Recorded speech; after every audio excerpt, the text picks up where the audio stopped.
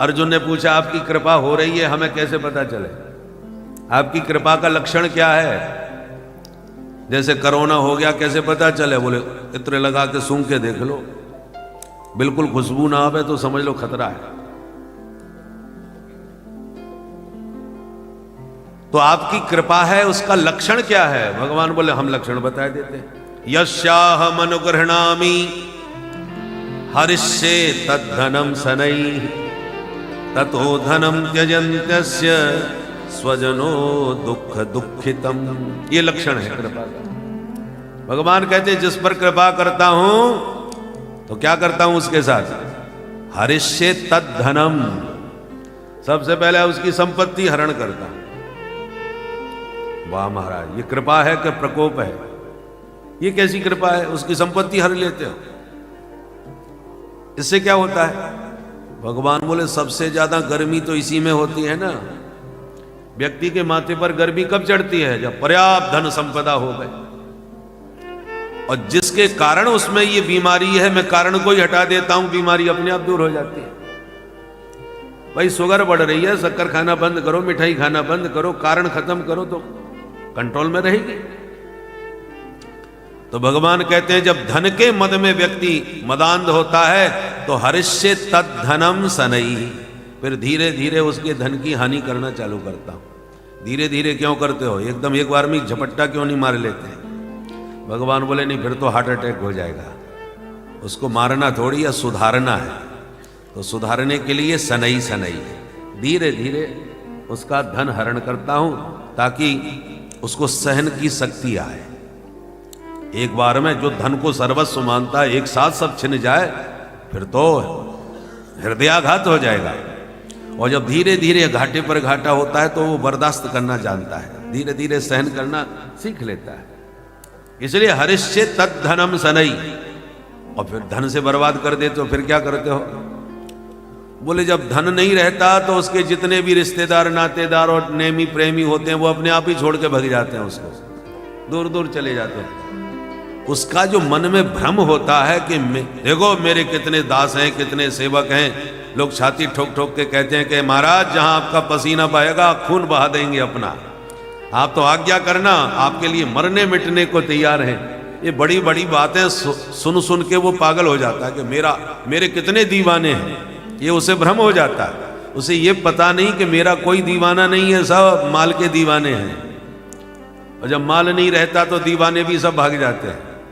और फिर जब वो उनके पास सहायता मांगने जाता है, सगे संबंधियों के, प्रेमियों के पास, भैया सहायता करो, हमारी इस समय बहुत हालत खराब है हमारी, तो वो ऐसी खरी खरी सुनाते हैं कि भूल गए वो दिन हमसे कैसी कैसी बातें करते थे, आज हमसे सहायता मांगने और भागो यहां से। ऐसा दुत्कारते हैं। स्वजनो दुख दुखितम, सगे संबंधियों से उसे इतना प्रताड़ित करवाता हूं, तब उसका ये भ्रम दूर हो जाता है कि संसार में वास्तव में कोई किसी का नहीं, सब स्वार्थ के नाते हैं। आप संपन्न हैं, बड़े दूर दूर के रिश्तेदार आपके बहुत खासम खास बन के आ जाएंगे। और जिस दिन आपदा विपदा जीवन में आती है, खास खास रिश्तेदारी भी बहुत दूर हो चले जाते हैं। इसलिए भगवान कहते हैं मैं जब कृपा करता हूं तो उसका ये भ्रम सबसे पहले तोड़ता हूं। धन नहीं रहेगा, सगे संबंधी नहीं रहेंगे, बंधु बांधव दूर भाग जाएंगे, यद शरण में जाएगा तो उनसे प्रताड़ित करवाऊंगा, तब पूरी तरह फिर वो प्रताड़ित होकर संसार को नश्वर मान करके किसी में उसकी आसक्ति फिर नहीं रह जाती, सब स्वार्थी संसार है। तब वो किसी संत की शरण में जाता है। महाराज दुनिया से ठुकराया हुआ हूं, अब तो आपकी शरण में आया हूं, अब सौंप दिया इस जीवन का सब भार तुम्हारे हाथों में, अब ये जीवन सिर्फ आपका है। तब संत उसे फिर मंत्र देते हैं, भगवान के चरणों की भक्ति प्रदान करते हैं, भगवान के चरणों में कैसे मन लगाया जाए साधन बताते हैं। तब वो ईमानदारी से कहता है त्वमेव सर्वम मम देव देव, अब तो मेरे सर्वस्व प्रभु एकमात्र आप ही हो, दूसरा कोई नहीं है। ये मेरी कृपा का लक्षण है। कुछ दवाइयां ऐसी होती हैं कि रोगों को दबाती नहीं है, उखाड़ती है, और पूरी तरह जड़ से रोगों को उखाड़ करके पूरी तरह उसे स्वस्थ करती है, कोई बीमारी रह ना जाए। तो भगवान भी कहते हैं कि हम जब कृपा करते हैं तो पूरी तरह से करते हैं कि वो पूरी तरह मेरा बन के रहे, अन्याश्रय स्वप्न में भी ग्रहण न करे। अनन्याश्चिंतयन्तो मां, तब अनन्य होकर के वो मेरा सतत चिंतन करता है कि मेरे तो गिरधर गोपाल दूसरो न कोई, दुनिया में कोई मेरा नहीं है। सगे संबंधी बोले ना, तात मात भ्रातृ बंधु आपना न कोई, छाण दई कुल की कान कहा करे है कोई, संतन ढिंग बैठ बैठ लोक लाज खोई, मेरे तो गिरधर गोपाल दूसरो न कोई। यह है अनन्याश्रय। दूसरा कुछ भी अपना ना मान के केवल अपने प्रभु को ही अपना सर्वस्व मानना, तो ये भगवान की कृपा का लक्षण है। इसलिए परिजन यदि दुत्कारें, अपशब्द बोलें, बेटा बेटी अपमान करें तो घबराना नहीं चाहिए, समझ लेना चाहिए ठाकुर जी आपको अपनी तरफ खींच रहे हैं। देखो, बिना मूसल के धान से छिलका दूर नहीं होता।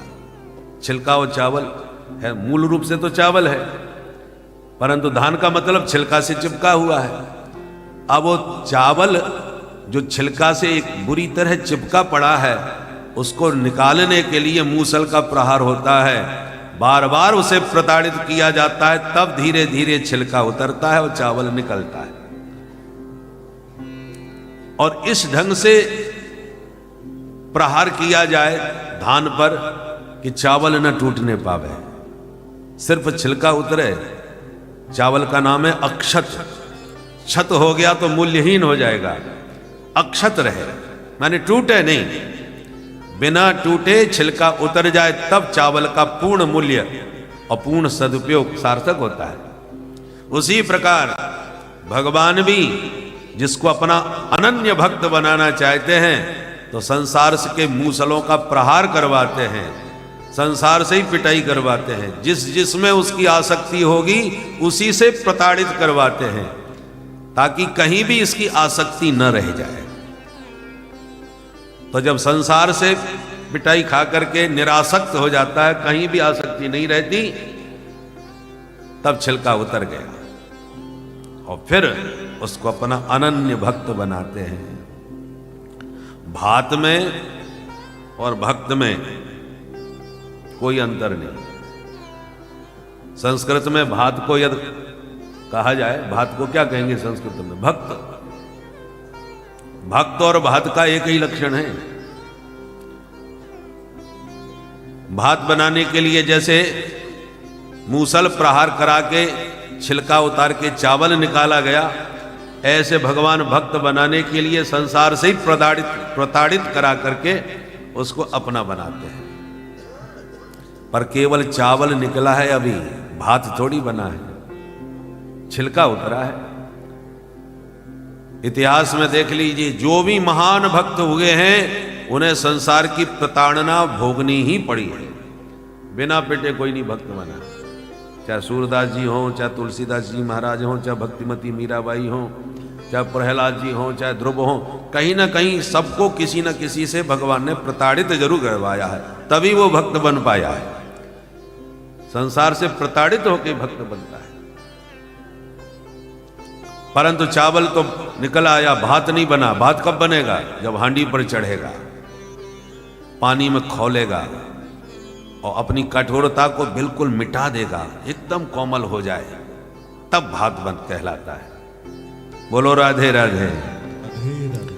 तो संसार का छिलका उतर गया, संतों की शरण में आ गया, संतों ने मंत्र दिया, भगवान के भजन में लग जाओ। अब जो जो मंत्र जाप करोगे, भगवान का भजन करोगे, भगवत प्रेम जागृत होगा। और प्रेम क्या है? जितना अधिक प्रेम होगा उतना मिलन की उत्कंठा जगेगी, और बिना मिले विरह की आग प्रज्वलित होगी, विरहाग्नि। आग जितनी तीव्र होगी, भात उतनी जल्दी शीघ्र सिद्ध होगा। ऐसे ही प्रभु के मिलन की विरहाग्नि जितनी प्रबल होगी, भक्त उतनी जल्दी सिद्ध होगा। मंदाग्नि होगी, कमजोर आग होगी तो समय ज्यादा लगेगा, और प्रबल अग्नि होगी तो जल्दी सिद्ध होगा। तो विरह की व्याकुलता की आग में जब ये भक्त तंदुल की तरह, वो अक्षत की तरह खौलता है, ब्रह में व्याकुलता से प्रभु से मिलने को छटपटाता है। तो भगवान देखते हैं कितना सिद्ध हुआ। बीच बीच में देखा जाता है ना हांडी में चावल कितना सिद्ध हुआ, कच्चा तो नहीं रह गया। संतुलन से चावल बनाना चाहिए। ज्यादा पानी डाल के बहुत देर तक यदि आपने खौला दिया तो हलवा बन जाएगा पूरा, फिर तो सर्वम खलमिदम ब्रह्म होगा, सोहम की सत्ता में चला गया। भक्त सोहम नहीं, भक्त तो दासोहम होता है। तो एकदम हलवा भी नहीं बनना है। चावल बढ़िया वो होता है जिसका एक एक दाना अलग अलग खिला हुआ दिखाई पड़े। तो चावल सिद्ध भी हो जाए, कच्चा भी ना रहे और हलवा भी ना बने, इसका संतुलन होना चाहिए। थोड़ी भी कठोरता कणिका नजर आती है तो कहते हैं अभी थोड़ा सा अध पका है, थोड़ा कच्चा है और है। तो भगवान भी टटोल के देखते हैं। थोड़ा भी अहंकार मन में रहता है, मैं पना रहता है कि मैं कुछ हूं या मेरा कोई है, तो अभी कच्चा है। मैं और मोर तोरते माया, ये माया का कणिका बिल्कुल गल जाना चाहिए, विगलित हो। और जब मैं पना बिल्कुल मिट जाता है भक्त के भीतर से, जब मैं था तब हरि नहीं, अब हरि हैं मैं नाय, प्रेम गली अति सांकरी या में दो न समाए। दो का कम मैं बिल्कुल मिटा दिया, अब तो सब आप ही आप हो, मैं कुछ रहा ही नहीं। जब तक बीज धरती में पूरी तरह ना गल जाए तब तक वो अंकुरित होकर के विशाल वृक्ष नहीं बनता। बीज से वृक्ष तभी बनता है जब बीज मिट्टी में अपने आप को बिल्कुल मिटा देता है, गला देता है। उसी प्रकार भक्त जब भगवान के प्रेम में अपने आप को बिल्कुल विकलित कर देता है, अब मैं कुछ हूं ही नहीं, जो कुछ है सब तुम्हारा है, तुमेव सर्वम, तब समझ लो अब भक्ति का बीज पूरी तरह सिद्ध हो रहा है। और जब ऐसा सिद्ध भात बनता है तब भगवान अपने स्नेह का घृत डाल के, अपनी मधुरता की थोड़ी माधुरी डाल करके फिर उस भात का भोग लगाते हैं। बोलो राधे राधे। वेद भगवान कहते हैं अहम अन्नः त्वम अन्नादः, प्रभु हम अन्न हैं, आप अन्नाद हैं, माने हमारे भोक्ता हैं। हम भोग्य हैं, आप भोक्ता हैं। जीव अब तक अपने आप को भोक्ता समझ बैठता है।